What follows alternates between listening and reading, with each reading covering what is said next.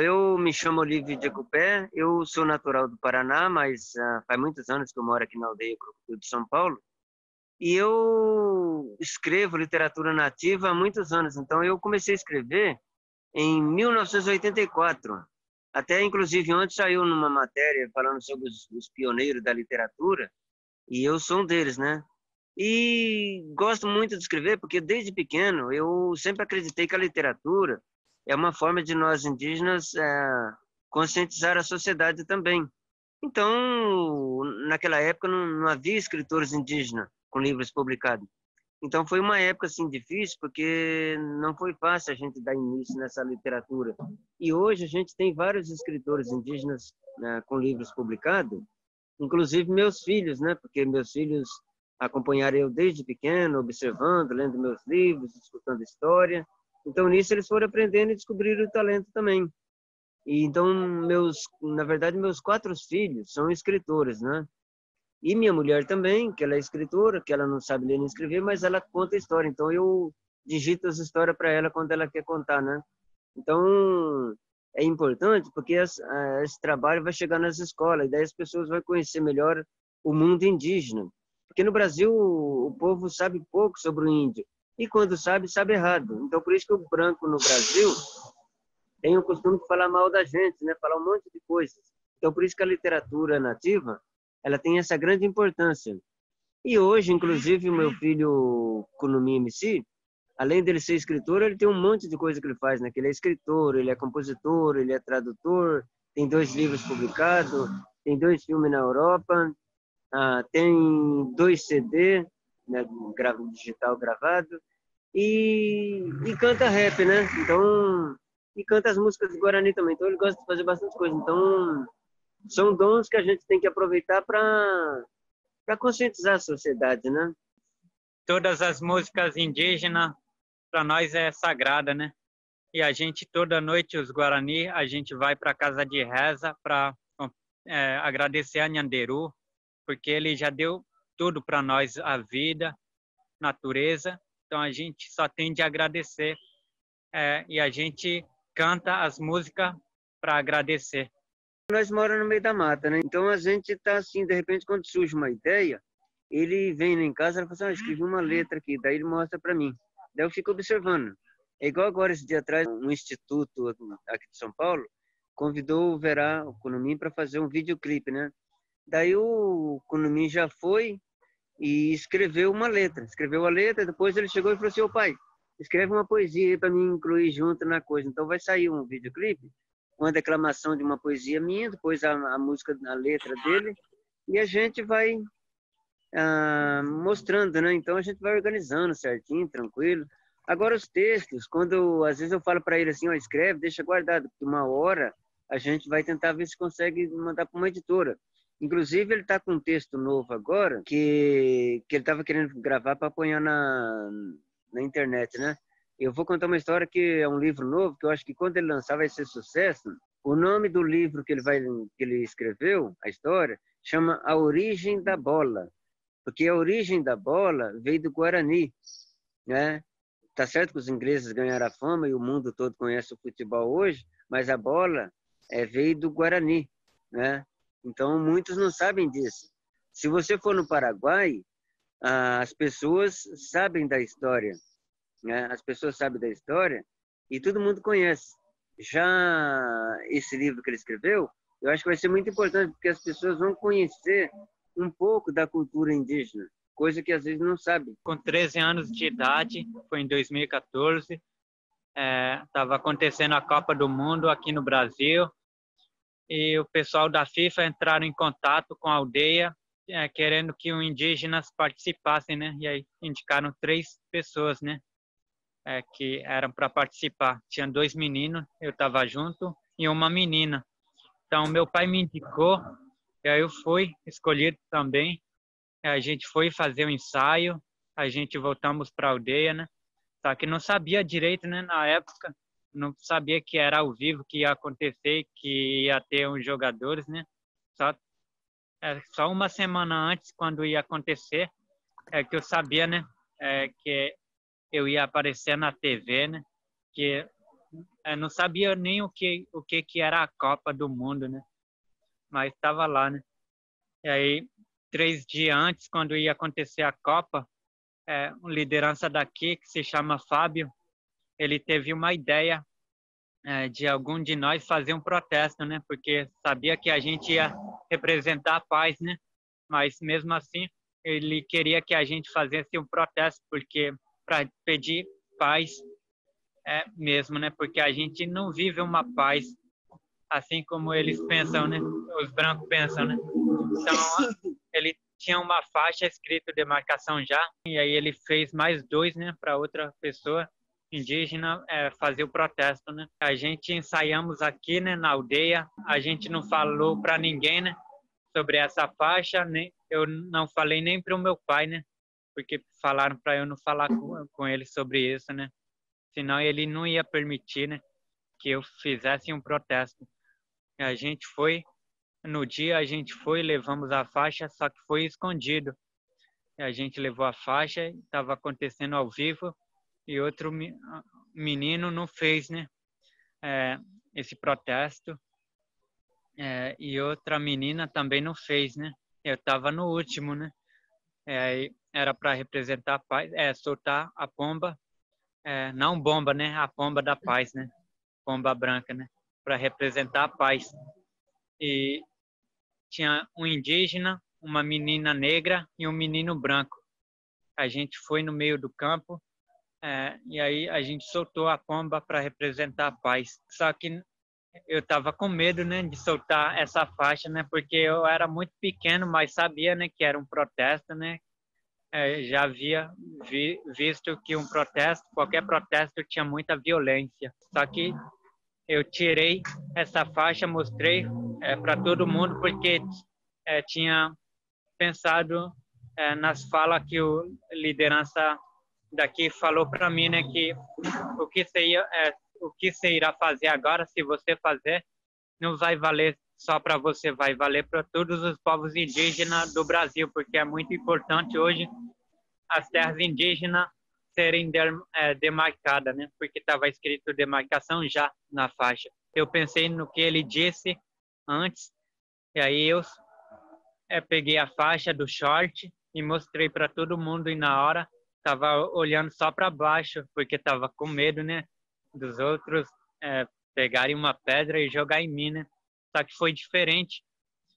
Meu coração estava acelerando, e na hora que mostrei a faixa, todo mundo aplaudiram, né? E aí fiquei muito feliz, né? E aí saí do campo e pegaram de mim aquela faixa, né? Mas tudo bem, já tinha feito o protesto, né? Mas fiquei feliz também porque os jogadores me aplaudiram, né? Até sorriram, né? Ficaram felizes. E eu também fiquei feliz porque não tinha acontecido nada comigo de ruim, né? E aí, só que pegaram só a faixa, né? Mas tudo bem, né?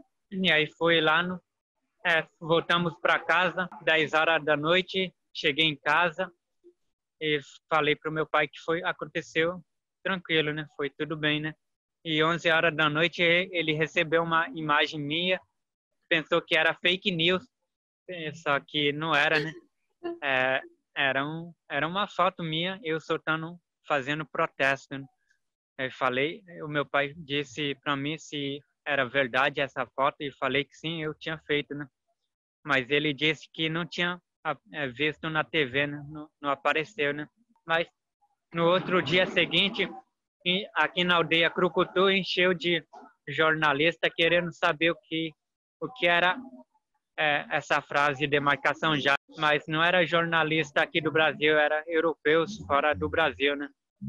E aí, na época, eu nem sabia o que era demarcação, só sabia que era muito importante para o meu povo fazer aquele ato, e só falei como que foi, como que aconteceu, né? O ato que ele fez ficou na história, porque quando você fala 2014, sobre a Copa do Mundo, ninguém lembra de nada, porque naquela época, 2014, houve muitas manifestações, houve muita violência, muito ataque.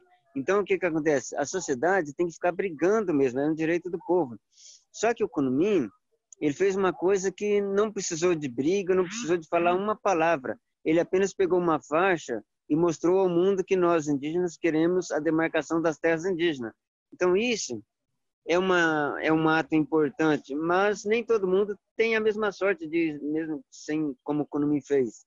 Então, as pessoas têm que continuar sempre lutando pelos direitos mesmo. Mas, como o Kunmin, ele é um artista, então eu sempre falo assim, ó, a gente não precisa ficar correndo tanto para lá e para cá, mas através da arte a gente consegue fazer as coisas.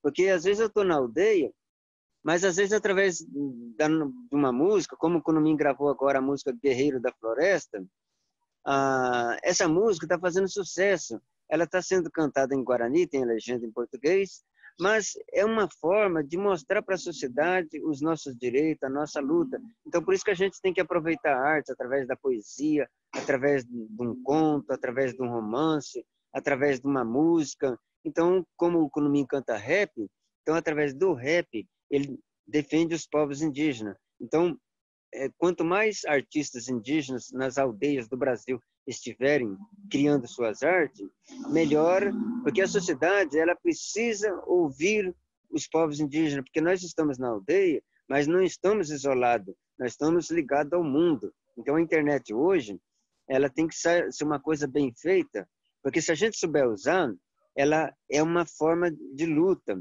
Então a gente tem que saber aproveitar, usar toda essa tecnologia, porque desde a década de 80 eu falo, tecnologia, ela é importante, é só saber usar. Mas só que as pessoas criticam nós, falam assim, mas vocês estão perdendo a cultura. Eu falo, não, a gente está usando a arma de vocês para se defender contra vocês mesmos. Porque quando os portugueses chegaram aqui, em 1500, eles deram espelho para os nossos parentes, deram facão. Então, a tecnologia começou em 1500, chegar na mão dos índios. Então, nem por isso o índio deixou de perder a cultura. Então, a gente tem que saber como usar essa arma, porque o branco, ele explorou a gente de várias formas. E quando a gente usa as coisas deles, eles falam que a gente está perdendo a cultura. A Soraya está falando aqui, né? Que a gente sabe que no norte do Brasil a violência contra vocês é gigantesca, né? Sabemos que muitos assassinatos acontecem, como foi o caso recente do Paulino Guajajara, desculpa. Como é a situação aí com eles, dessa invasão das terras e o cuidado com o espaço de vocês? Como que vocês se protegem, né, dessa forma, tanto a terra de vocês quanto vocês mesmos, né, como comunidade? Todas as aldeias, as comunidades é que protegem seus territórios, né? Porque a gente tem que lutar sempre. Aqui, por exemplo, no sul e sudeste do Brasil, a gente tem nossos problemas também, porque no Brasil cada coisa ela tem suas diferenças, né? Então no Nordeste é de um jeito, o tipo de violência, no Norte do Brasil é diferente a violência, e no Sul e Sudeste tem os seus outros atos de violência. Então no Brasil, todo canto tem seus problemas. Mas a gente sabe que hoje em dia, o Norte do Brasil é que tem mais violência, porque existe muita cobiça dos fazendeiros. Aqui no Sul e Sudeste, por exemplo, aqui em São Paulo, a gente tem problema, mas não é tanto quanto no Norte. Por quê? É porque, na verdade, sabe por que no São Paulo os problemas é menos do que em Mato Grosso? É porque os brancos já roubaram tudo da gente, não tem muito o que roubar. Você entendeu? Então, por exemplo, você pega São Paulo, uma grande capital, era um território imenso de aldeias indígenas. Cadê essas aldeias? Foram extintas, porque criaram cidades em cima. Então, a nossa aldeia aqui da região nossa de Parelheiros é uma aldeia que é diferente, a gente luta pelos direitos, mas só que não é aquele problema igual Mato Grosso, porque os brancos já roubaram tudo que a gente tinha, então não tem o que roubar. Agora, quando você vai em uma aldeia de Mato Grosso, às vezes tem aldeia lá que tem diamante, então os fazendeiros ficam em cima, a política fica em cima. Então as violências são diferentes uma da outra.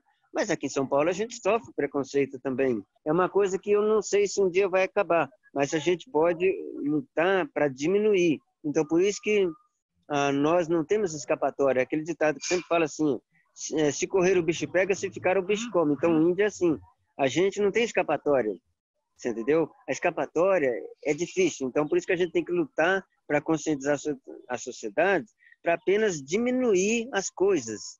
É igual aquelas pessoas que têm uma doença, sabe quando você fala que a doença é incurável? Mas pelo menos você toma um remédio para aliviar a dor, né? Então é assim que funciona. Oi, Olívio. Então, na verdade, você falou, né, que as aldeias em São Paulo sofreram essas violências faz muito tempo. E hoje as violências que hoje acontecem no norte, né? E hoje vocês lidam com outros tipos de violência. Como que foi a história da tua aldeia e dos povos ao redor? Como que vocês conseguiram se manter durante a história para hoje ainda estarem aí firmes e fortes e mantendo a cultura de vocês? Então, no Brasil, às vezes as pessoas não têm noção, mas nós somos, por exemplo, o Guarani, nós somos uma população de aproximadamente mais de 40 mil indígenas no Brasil. Então, o Guarani, na verdade, eu sempre falo assim, nós, Guarani, somos um povo guerreiro, porque a gente sabe que desde 1500, muitas etnias no Brasil foi extinta. Eles não existem mais, existe apenas nos livros de história. E o Guarani vem daquela época de 1500, e o Guarani sobrevive até os dias de hoje. Então, existe a língua, existe a religião e os costumes. Então, por isso que as pessoas no Brasil ficam impressionadas, porque quando vê um Guarani, pensa que o índio é aculturado. Não, não é aculturado. O índio fala a sua língua, tem seu costume, sua religião. Então, o Guarani conseguiu sobreviver até os dias de hoje, enquanto tem etnias no Brasil que foram extintas, e tem etnia que tem contato com o branco há 100 anos.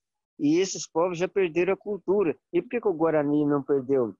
Porque os nossos pajés, desde o passado, eles sofreram muito massacre, porque os jesuítas jogavam os povos indígenas contra o próprio pajé. Então, os indígenas naquela época matavam os pajés, porque os brancos falavam que esse pajé é feiticeiro, né? Então, por isso que a palavra pajé, a gente não usa na aldeia. Pajé quer dizer feiticeiro. Então, os jesuítas falavam que esse pajé era feiticeiro. Então, por isso que você tem essa doença. Então, os índios Guarani, na época, matavam. Mas a gente foi aprendendo as coisas, que esse pajé, na verdade, não era feiticeiro. Então, hoje a gente aprendeu a mexer mais com essa coisa. Porque os brancos eram espertos e jogavam o índio contra o próprio índio. Mas foi indo, passando o tempo, e o Guarani, mesmo assim, foi resistindo a tudo isso. E foi sobrevivendo e está vivo até os dias de hoje. Então, a gente tem a ideia de falar que nós, Guarani, somos guerreiros mesmo, porque nós sobrevivemos há 500 anos com massacre, desde 1500, porque os jesuítas, eles acabaram com a população indígena. Se você vê, os pajés tinham que ficar fugindo, entendeu? Porque eles chegavam, o índio pegava uma gripe, daí o jesuíta, o padre jesuíta chegava lá e falava assim, ó, essa doença que você tem é por causa do pajé, porque o pajé fez feitiço para você. Daí o índio ia lá e matava ele, para ver se sarava. Então, isso é uma coisa triste. Agora, hoje, os jesuítas descobriram que eles fizeram muitos erros contra os índios, e hoje eles não enchem mais as paciências da gente. Só que daí a gente tem outro problema. Os evangélicos vêm encher o saco dos povos indígenas, tentar colocar na cabeça do índio que você usar cachimbo está errado, que isso é coisa do demônio. Então, os demônios vêm falar com a gente e quer ensinar sobre Deus para nós. Então, se a gente acredita que Deus é a própria natureza, e a gente valoriza, a gente respeita, então por que os evangélicos não respeitam a gente?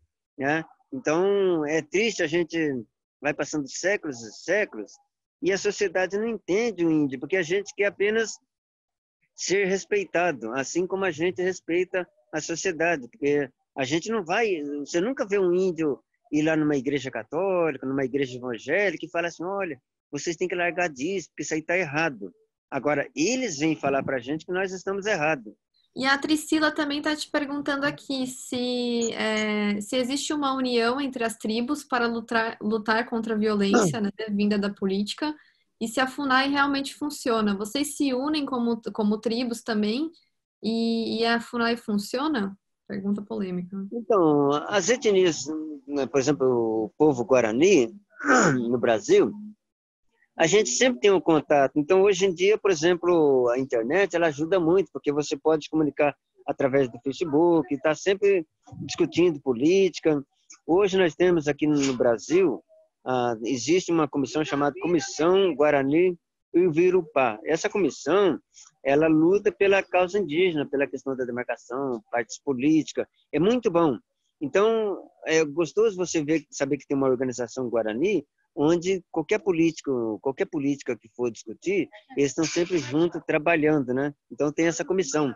Quanto à FUNAI, é aquela coisa, existe um problema sério que a gente sabe que tem os pequenos são os que trabalham, agora os grandões que estão lá dentro é que é difícil em Brasília para trabalhar com a questão indígena. Então o governo acabou com a FUNAI, foi acabando aos poucos. Então para eles é bom a FUNAI ser pequena para não ter poder, para não lutar pelos povos indígenas. Então hoje a FUNAI é um órgão falido. Eles não têm dinheiro para fazer muita coisa, não tem funcionário. Então, por exemplo, na década de 1992, por exemplo, a FUNAI tinha no Brasil 7.500 funcionários. Hoje a FUNAI acho que não tem 1.000 funcionários. Então não tem gente para trabalhar.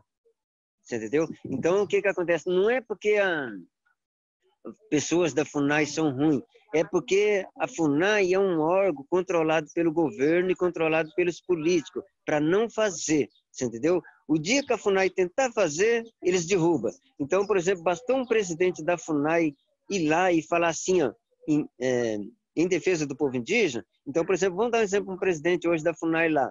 Esse presidente que está lá hoje, ele luta contra os povos indígenas, então é para defender o governo. Daí o que acontece? Se um presidente falar bem do índio, falar alguma coisa e falar tal coisa em defesa, o presidente vai lá e já tira o presidente da FUNAI, e daí põe a outro. É assim que funciona a FUNAI. Não pode fazer nada. Então, por isso que quem manda na FUNAI é o governo. E daí o que acontece? Eles colocam quem quer. Então, um presidente da FUNAI, ele tinha que ser eleito pelas lideranças indígenas, uma coisa que fosse votada pelos indígenas. O índio indicasse quem teria que ser o presidente. Então, todo bom presidente da FUNAI, que é alguém que vai lutar pela causa indígena, eles derrubam ele no dia seguinte. Você entendeu? Então, é difícil. Então, não é porque a FUNAI é ruim, é porque a FUNAI é governada e controlada pelos políticos. Então, os ruralistas têm um controle. Eles é que mandam na FUNAI. Quando se fala a união entre os povos indígenas, a gente sabe assim, cada povo indígena, cada etnia, tem seus costumes diferentes, tem suas mentalidades diferentes, mas a gente sempre fala assim, nós indígenas sendo diferentes um do outro, mas nós somos irmãos de povos. Por quê? Porque a gente sempre fala assim, o nosso inimigo não é o índio, porque antigamente havia guerras entre os povos indígenas, você entendeu? Várias etnias tinham guerra entre outros. Então, tudo bem, isso aí foi coisa do passado. Só que a gente tem que sempre educar os nossos filhos, que o nosso inimigo não é um índio, o nosso inimigo é o branco. Porque ele é que luta contra nós, é ele que quer explorar as terras, é ele que invade, é ele, os ruralistas, eles querem as terras indígenas, porque fala que é para o progresso. Não, o progresso na visão do branco é falsa, porque o progresso desde 1500 que eles estão falando, eles continuam enriquecendo cada vez mais e a pobreza aumentando cada vez mais. Então não existe esse progresso, como fala. Progresso está na cultura, onde você vive numa comunidade, onde a comunidade consegue sobreviver da floresta. Então isso é evolução. Agora o estilo que eles falam aí de progresso branco não é progresso. Então por isso que é importante as pessoas verem que nós indígenas estamos unidos. Nós moramos em comunidade, porque nós somos unidos. No mundo do branco, não. No mundo do branco, o branco quer enriquecer para comprar uma fazenda. Então, ele vai comprar uma fazenda de 10 mil alqueiros e, às vezes, não vai lá e põe alguém para trabalhar para ele, né? E nós não, nós somos comunidade. Se eu sair de uma aldeia, eu vou para outra aldeia. Então, nós somos comunidade que passa de comunidade para comunidade. Então, a terra não é nossa. A gente vive nela. Você entendeu? E o branco quer ser o dono. Então, esse progresso não existe. Esse progresso é manipulador, onde continua falando a vida toda. Então, eles plantam 10 milhões de toneladas de cana, e o ano que vem eles falam que vão plantar 150 milhões, que é para o progresso. Não, é para os fazendeiros, que só eles ganham. Então, o povo brasileiro nunca ganha. Então, é um progresso falso. Então, por isso que nós somos unidos nesse sentido da cultura, porque a cultura é isso, é viver em comunidade. Então, os povos indígenas, mesmo sendo diferentes, mas a gente quer viver em comunidade e não nesse progresso como fala, porque o progresso ele é agressivo. Então a gente vive na floresta, às vezes mesmo sendo sem dinheiro, mas a gente vive. Agora na cidade não, na cidade se as pessoas não tiver dinheiro, daí tem que morar debaixo da ponte. Bom, maravilhoso. Obrigado. Obrigado. Obrigada.